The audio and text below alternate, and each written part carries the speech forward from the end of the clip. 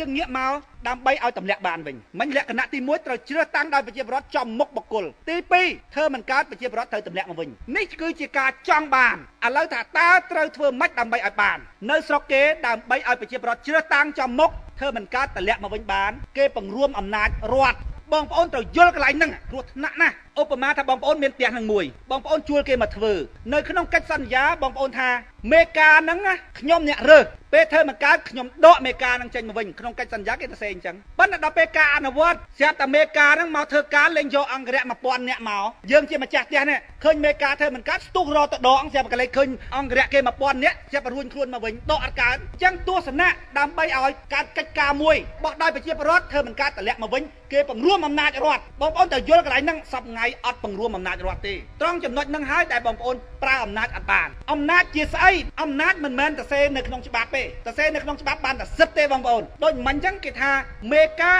ឲ្យម្ចាស់ផ្ទះជាអ្នកចាត់តាំងធ្វើផ្ទះហ្នឹងមិនកើតប្រជាពលរដ្ឋជាអ្នកតម្លាក់មកវិញអានោះសិទ្ធដល់ពេលអំណាចបងប្អូនទៅដកគេដកអត់បានគេមានអង្គរៈច្រើននោះអត់អំណាចទេអញ្ចឹងអំណាចកើតមាននៅពេលណាតែយកអង្គរៈចេញអស់លីងប្រជាពលរដ្ឋទៅដកបានភ្លាមហ្មងអញ្ចឹងអំណាចអត់អាចយកទៅសរសេរដូចសិទ្ធបានទេអំណាចកើតមកពីប្រព័ន្ធហ្នឹងថ្លឹងអំណាចគ្នាហ្មងម្ចាស់ប្រទេសហ្នឹងម្ចាស់ផ្ទះនេះជាមួយនឹងមេការហ្នឹងថ្លឹងអំណាចគ្នាអំណាចកើតមានហ្មងអញ្ចឹងយើងប្រើពាក្យថាអំណាចគឺជាសមិទ្ធផលនៃតុល្យភាពកម្លាំងនឹងគ្នានៅស្រុកគេគិតគូរណាស់អំពីអ្នកតំណាងរបស់ប្រជាពលរដ្ឋដែលជ្រើសតាំងដោយប្រជាពលរដ្ឋហ្នឹងគេគិតគូរណាស់ពីរឿងការកាត់បន្ថយអំណាចជាក់ស្ដែងក្នុងប្រទេសយើងនេះខ្ញុំនិយាយអំពីយន្តការ8ចំណុចនោះទី1នាយករដ្ឋមន្ត្រីត្រូវកំណត់អាណត្តិទី2នាយករដ្ឋមន្ត្រីមិនត្រូវជ្រើសតាំងអង្គរៈដោយខ្លួនឯងទេព្រោះជ្រើសតាំងអង្គរៈដោយខ្លួនឯងនេះណាជ្រើសបងឯងប្អូនឯងក្មួយឯងក្រុមគ្រួសារខ្លួនឯងពេលតឡាការកាត់ក្តីហុចសាក្រមទៅសួរតែពីណាចាប់បើអង្គរៈហ្នឹងសិតតែក្មួយឯងប្អូនឯងក្បងឯងហើយអង្គរៈមិនមែន10នាក់20នាក់ណាកងអង្គរៈគ្រាន់តែប្រធានកងអង្គរៈហ្នឹងក៏ឧត្តមសេនីយ៍ដែរកងអង្គរៈសោះហ្នឹងលេខសិតតែឧត្តមសេនីយ៍យកទៅការពារតែមនុស្សម្នាក់ស៊ីលុយពីណាស៊ីលុយប្រជាពលរដ្ឋជាម្ចាស់ប្រទេសទៀតយើងមិនខ្ចីធ្វើដឹងណែប្រជាពលរដ្ឋហ្នឹងមិនខ្ចីធ្វើដឹងគេនោះក៏មិនចង់ឲ្យដឹងត្រូវគ្នាបដ ாய் សួរថាបើហាមរើសកងអង្គរៈដោយខ្លួនឯងធ្វើម៉េចនឹងដើរចេញទៅក្រៅកើតនៅស្រុកគេអង្គរៈនឹងត្រូវបញ្ជូនពីស្ថាប័នផ្សេងឧទាហរណ៍ដូចជាស្ថាប័នរដ្ឋសភាអីជាដើមបញ្ជូនអង្គរៈនឹងឲ្យទៅការពារនាយករដ្ឋមន្ត្រីនឹងឲ្យដោយបកូនណាសប្ងាយកងការពារបកូនណាសើមកពីកូរ៉េទាំងអស់អត់ខ្វល់ទេដឹងតែពីការពារបកូនណាត្មងការពារជាកាតព្វកិច្ចនៅស្រុកគេណាកងអង្គរៈនឹងសម្រាប់ការពារនាយករដ្ឋមន្ត្រីផងសម្រាប់ចាប់នាយករដ្ឋមន្ត្រីផងតាមមានសារក្រមពីតុលាការប៉ូលីសយុត្តិធម៌ទៅសហការជាមួយកងអង្គរៈចាប់នាយករដ្ឋមន្ត្រីនឹងមកហើយតាមមានអំពើពុករលួយកសែតចុះប្រងព្រាតហើយថាលោកនាយករដ្ឋមន្ត្រីមានអំពើពុករលួយមានផុសតាងហើយតុលាការកាត់ក្តីក្ដុងបញ្ជូនសារក្រមទៅប៉ូលីសយុត្តិធម៌កាន់សារក្រមទៅសហការជាមួយកងអង្គរៈនឹងចាប់នាយករដ្ឋមន្ត្រីនឹងផ្លឹបអញ្ចឹងបានគេមិនអោយនាយករដ្ឋមន្ត្រីនេះរើសបងរើសប្អូនឯងដោយខ្លួនឯងសប្ងៃបងប្អូនគ្មានខ្វល់ទេអញស៊ីមលូអញនៅផ្ទះរចៃអញលេងបៀអញផឹកស្រាអាណាធ្វើអីធ្វើទៅហេតុអញ្ចឹងបានវាចេញផលអញ្ចឹងណាប្រពុតលោកថាផលមួយវាមិនដែលកើតប្រឆាចហេតុទេហេតុរបស់វាដែលប្រជាពលរដ្ឋគាត់ធ្វើតែរបៀបហ្នឹងផលរបស់វាចេញមកអញ្ចឹងអត់ដែលផលមួយកើតប្រឆាចហេតុទេអញ្ចឹងនៅស្រុកគេបងប្អូនកងអង្គរៈហ្នឹងគេប្រយ័ត្នណាគេមិនឲ្យនាយករដ្ឋមន្ត្រីរើសដោយផ្ទាល់ខ្លួនទេហើយសប្ងៃបងប្អូនមើលពីណាអ្នករើសប៉ុន្តែគណៈបកប្រឆាំងក៏អត់និយាយដែរពីព្រោះគាត់ចង់ធ្វើអានឹងដែរគាត់ចង់ដូរតែមនុស្សនឹងចេញមកដាក់គាត់ម្ដងគណៈបកប្រឆាំងគណៈបកសំស៊ីគាត់តែហាត់កងអង្គរៈគាត់នឹង300នាក់ហាត់ទុកឲ្យហើយឃើញទេបងប្អូនអត់មានខ្វល់អីបន្តិចអំពីអំណាចរបស់បងប្អូនក្នុងការដឹកនាំប្រទេសអញមិនខ្វល់ចាំតែមេដឹកនាំណាល្អស្រួលតែហ្មងអញវាដែលបានសេចក្តីសុខណាមកពីការខ្ជិលច្អោសហ៎ទុកឲ្យគេធ្វើឲ្យវាដែលសេចក្តីសុខកើតមកពីអញ្ចឹងហ៎អញ្ចឹងបានទុកវេទនាកើតរហូតហ្នឹងការគិតរបស់យើងនេះណាវាតាក់ទងជាមួយនឹងអនាគតកូនចៅយើងជំនាន់ក្រោយអ្វីដែលយើងបានទទួលនៅថ្ងៃនេះណាវាតាក់ទងជាមួយការគិតរបស់ដូនតាយើងពីមុនមកដូនតាយើងគិតពីមុនមកអញ្ចឹងបានយើងអញ្ចឹង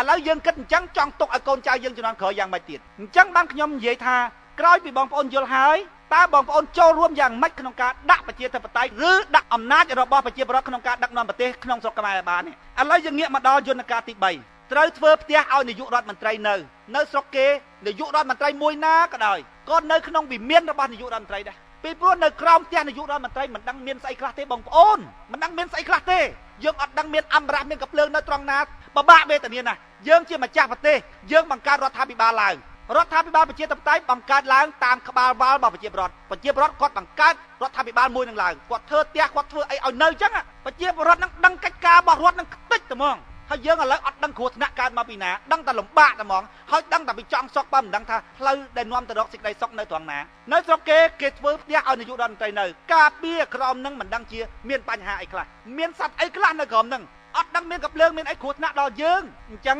កំណត់តែហ្មងត្រូវធ្វើច្បាប់កំណត់នាយករដ្ឋមន្ត្រីត្រូវសង់ផ្ទះមួយឲ្យនៅទៅដីគេលក់ច្រើនណាស់នៅភ្នំពេញរកដីមួយជាដីរដ្ឋធំសង់ឲ្យនាយករដ្ឋមន្ត្រីនៅអ្នកណាមកក៏នៅនឹងចប់តំណែងចុះទៅវិញទៅនាយករដ្ឋមន្ត្រីថ្មីមកត្រូវនៅទៅនឹងហេតុអ្វីបានជាខ្ញុំចេះនិយាយមួយបងប្អូនបើខ្ញុំទៅធ្វើតែម្នាក់ឯងបានខ្ញុំធ្វើឲ្យបងប្អូនហើយប៉ុន្តែវាអត់ទៅរួចវាទាល់តែមានការចូលរួមពីបងប្អូននេះដើម្បីឲ្យបងប្អូនចូលរួមបានវាទាល់តែមានការយល់ដឹងសិនអញ្ចឹងមកខ្ញុំប្រឹងបញ្យល់សឹងបែកពងកណារាល់ថ្ងៃប៉ុន្តែបងប្អូនមិនស្ដាប់ដូចលើព្រះអាទិត្យអញ្ចឹងគ្មានខ្វល់ទេខ្ញុំនិយាយប្រាប់តែអ្នកដែរគេចង់ស្ដាប់ទេបើអ្នកណាគេមិនចង់ស្ដាប់ក៏ហុចទៅបើបងប្អូនសម្លឹងមកខ្ញុំវិញខ្ញុំអត់មានប្រពន្ធមានកូនទេងាប់ត្រឹមខ្ញុំចប់តែហ្មងបងប្អូននៅមានសម្ពាយកម្មច្រើនត្រូវធ្វើការជាងខ្ញុំទៀតប៉ុន្តែក្នុងពេលបច្ចុប្បន្នបងប្អូនធ្វើអត់កើតព្រោះអីព្រោះវាតាក់ជាមួយនឹងអាសម្ពាយកម្មហ្នឹងវាមានបញ្ហាអាសម្ពាយកម្មហ្នឹងដល់ខ្ញុំអត់មានសម្ពាយកម្មខ្ញុំខំប្រឹងមកធ្វើដល់ប្រឹងមកធ្វើបងប្អូនថាហីប្រហែលលោកវាសនាចង់បានអំណាចអីបានប្រឹងយ៉ាងនេះមនុស្សដែលគ្មានសេចក្តីល្អនៅក្នុងខ្លួនថ្លឹងគេអត់កើតទេនឹកឃើញតែបើអញវិញអញមិនធ្វើអញ្ចឹងទេអញតើបានប្រយោជន៍ផ្ទាល់ខ្លួនបានអញធ្វ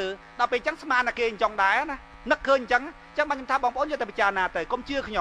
ំអត់មានប្រពន្ធមានកូនទេអញ្ចឹងខ្ញុំស្រាលអាចងើបរួចពេលដែលខ្ញុំស្លាប់ទៅពីណាអស់យកទៅណាអស់ទៅចប់ហើយខ្ញុំវាអត់មានបញ្ហាអីទេប៉ុន្តែខ្ញុំប្រើពាក្យអញ្ចឹងទៅវវគេថាឯងនឹងអួតទៀតដេកវាមិនលក់ឈឺឆ្អាលនឹងពលរដ្ឋខ្លួនឯងពីព្រោះនឹកឃើញដល់ប្រទេសគេណាគេដាក់ប្រជាធិបតេយ្យបាននៅក្នុងស្រុកគេណាវាមានពលរដ្ឋល្អនៅក្នុងប្រទេសគេហ្នឹងងើបឡើងជួយបញ្យលប្រជាពលរដ្ឋគេអញ្ចឹងដែរហើយចុះបើយើងទាំងអស់គ្នាដែលយល់ដឹងហើយមិនព្រមធ្វើសួរថាពីណាអ្នកធ្វើឲ្យបងប្អូនធ្វើបើម្នាក់សិតតែសម្ពាយកម្មយ៉ាងហ្នឹងកូនចៅមកកភ្លុះពីក្រោយមកហើយក្រទៅទៀតចំណេះដឹងគ្មានទៀតឲ្យពីណាធ្វើបើយើងសម្ពាយកម្មក៏គ្មានការយល់ដឹងក៏ល្មមអាចបញ្យលប្រជាពលរដ្ឋបានលទ្ធភាពក៏មានខ្លះរួចមិនងើបធ្វើទៅពឹងប្រជាពលរដ្ឋមិនអញ្ចឹងបានដាច់ចិត្តមកធ្វើដល់មកធ្វើវាប៉ះជាមួយនឹងភាពអសកម្មរបស់ប្រជាពលរដ្ឋគាត់យល់ថាអ្នកនយោបាយមករំអំណាចទាំងអស់ដល់ពេលអញ្ចឹងគិតគ្នាថាធ្វើដោយពលឺព្រះអាទិត្យទៅបែរបំភ្លឺទៅភ្លឺបានប្រហែលយកប៉ុណ្ណឹងទៅមិនបាច់ទៅគាត់ដើមឈើណាដែលយកប៉ោតក្របទេមិនបាច់ទេអ្នកណាគេមិនស្ដាប់រឿងរបស់គេធ្វើម៉េចបើជនជាតិយើងយូរអញ្ចឹងហើយឥឡូវងាកមកដល់ទី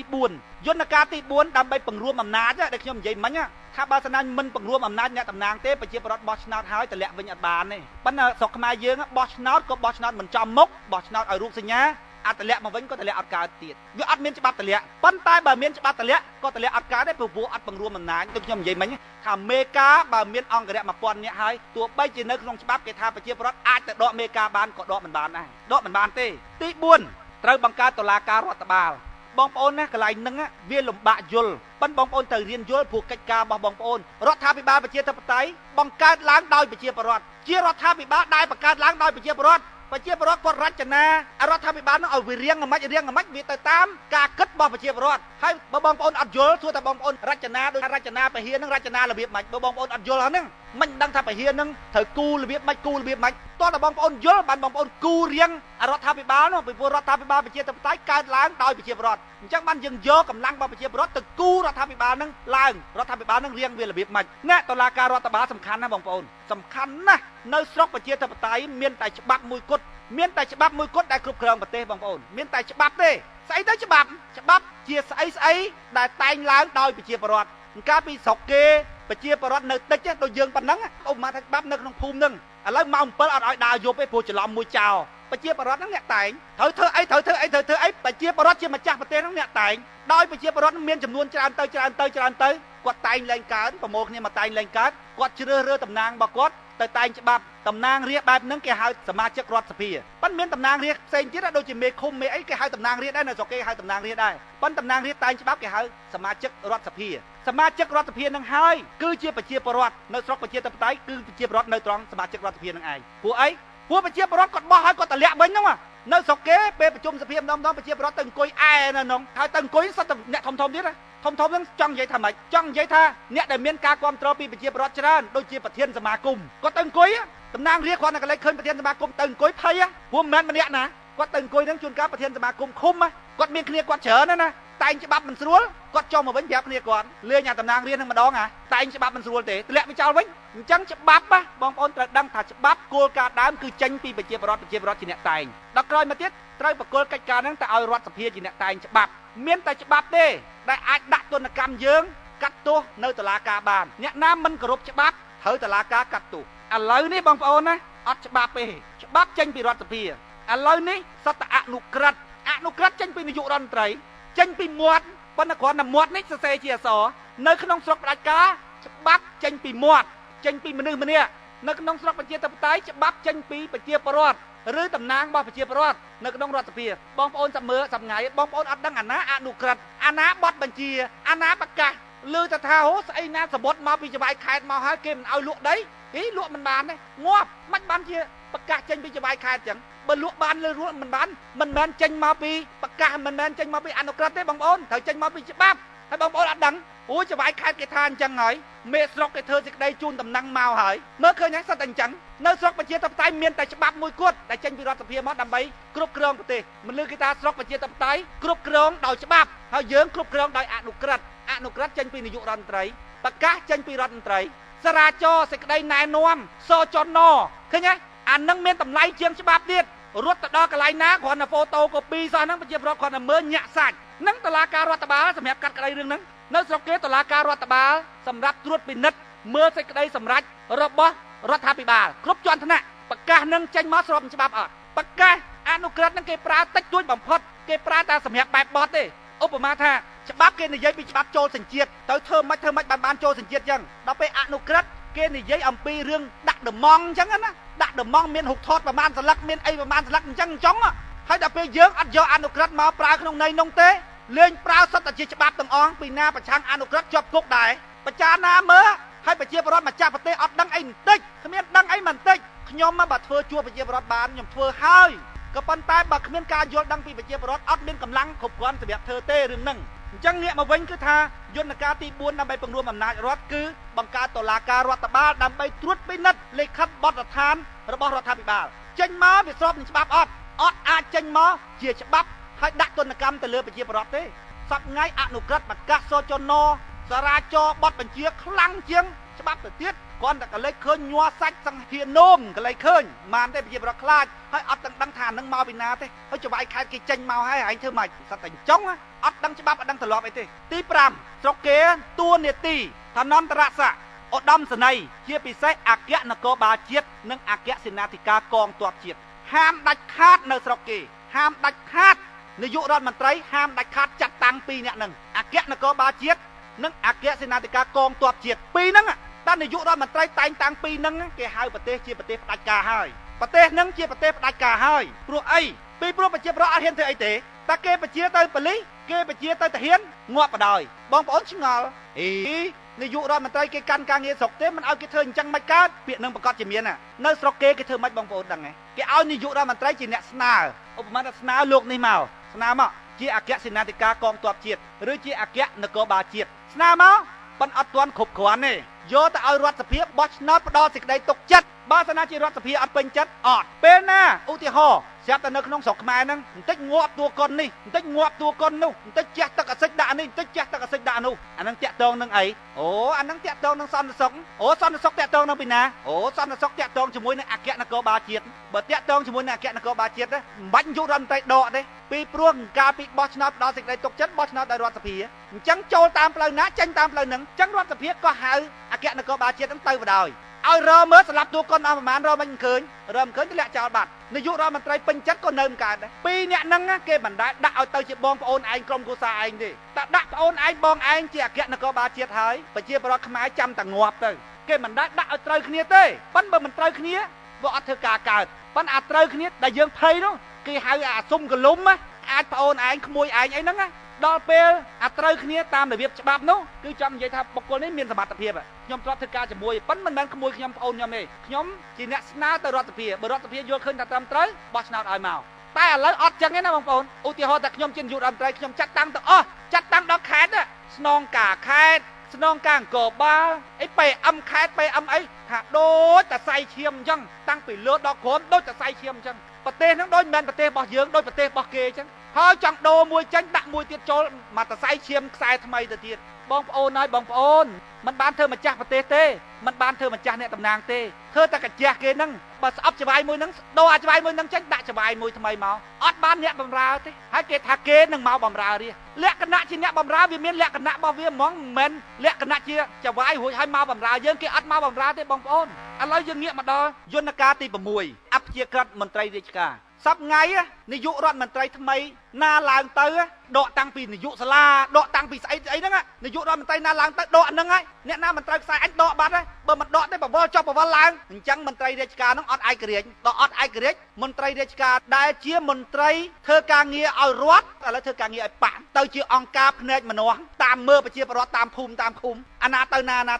ប្រជាពលរដ្ឋសប្ថ្ងៃគ្រោះថ្នាក់នឹងរឿងហ្នឹងបើមិនយកកត្រៃកាត់ដៃកាត់ជើងនេះណាកាត់សរសៃឈាមនេះណាប្រជាពលរដ្ឋគ្រោះថ្នាក់គ្មានថ្ងៃបញ្ចប់ទេបងប្អូនកុំយល់ថា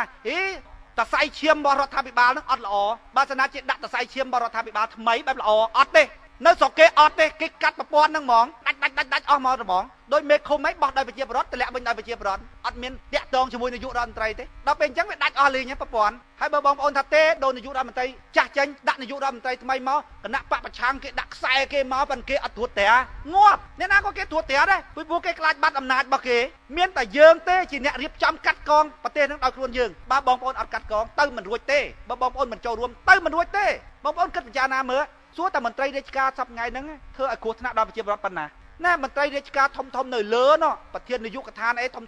គេដាក់មកត្រួតត្រាអាខ្លះមកភូមិមកឃុំជួនកាល2 3ភូមិដាក់មកត្រួតអ្នកឯងស៊ីលុយបានច្រើនឥឡូវជួយប៉ាក់មកយកលុយយកអីមកចិញ្ចឹមភូមិហ្នឹងពីព្រោះអីពីព្រោះពេលគេកាន់អំណាចណាតួនាទីហើយនឹងឆ្នាំងបាយភ្ជាប់គ្នាហ្មងបានតួនាទីគឺឆ្នាំងបាយអញរស់ហ្មងឆ្នាំងបាយអញក្រុមគ្រួសារអញបងប្អូនអញរស់ទាំងអស់នៅស្រុកគេធ្វើប្រព័ន្ធហ្នឹងឲ្យរួមអំណាចពេលរួមអំណាចក្អីហ្នឹងវាក្តៅពេលមានអំពើពុករលួយគេចុះកសែតប្រងព្រាតតែចុះកសែតប្រងព្រាតតឡាការកាត់ក្តីហេតុអីបានកាត់ក្តីពីព្រោះអស់អង្គរៈអស់អីហើយឥឡូវតឡាការហ៊ានកាត់ក្តីងាប់តឡាការហ្នឹងទៀតលើគ្រោះថ្នាក់តឡាការហ្នឹងទៀតលើហើយគណៈបពប្រឆាំងគេថាមកពីតឡាការអត់អព្យាក្រឹតមិនបានពីព្រោះឯអ្នកដៃវែងលូកដល់ហើយសប្ថ្ងៃបងប្អូនអត់អញ្ចឹងទេឆ្លោះតែមួយមេភូមិឆ្លោះតែជាមួយមេឃុំហ្នឹងមិនល្អមេឃុំមិនល្អចេះចុះបងប្អូនដូចដៃមឹកអញ្ចឹងហើយបងប្អូនទៅកាត់ម្រាមមឹកហ្នឹងដូចកាត់កញ្ចក់មឹកមានឈឺអីបងប្អូនយកមកជុលទៅចាក់ប្រហើយមឹកក៏ពេលណាចាក់ប្រហើយមឹកឈុចមឹកអាលាដៃខ្វាក់មកភ្លាមហ្មងបងប្អូនចាក់ឲ្យទៅចំប្រហើយមឹកអីលើបងប្អូនបង្កើតតែយន្តការ8ចំណុចនេះបង្រួមអំណាចរដ្ឋមើល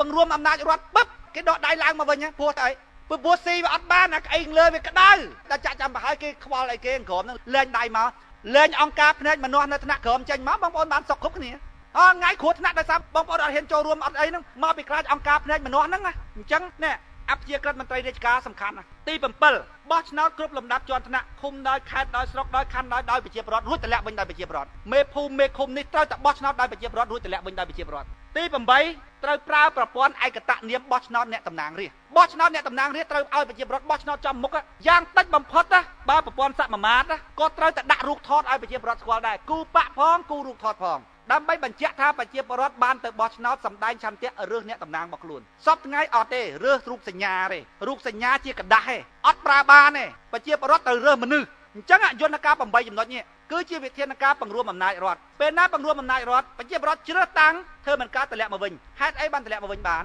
ពីព្រោះគេបង្រួមអំណាចរដ្ឋនោះហើយគេហៅថាជាប្រព័ន្ធនៃការគ្រប់គ្រងរដ្ឋមួយដោយប្រជាពលរដ្ឋឬប្រព័ន្ធប្រជាធិបតេយ្យនឹងឯងឥឡូវមកដល់កន្លែងនេះតើបងប្អូនមិនយល់កន្លែងណាអំពីរបៀបនៃការដឹកនាំប្រទេសដោយប្រជាពលរដ្ឋឬប្រជាធិបតេយ្យហើយបើបងប្អូនយល់បន្តិចទៀតយើងនឹងនិយាយអំពីថាតើប្រជាពលរដ្ឋមានកាតព្វកិច្ចយ៉ាងម៉េចខ្លះក្នុងការជួយដាំបណ្ដុះប្រជាធិបតេយ្យឲ្យបាននៅក្នុងស្រុកខ្មែរសូមអរគុណ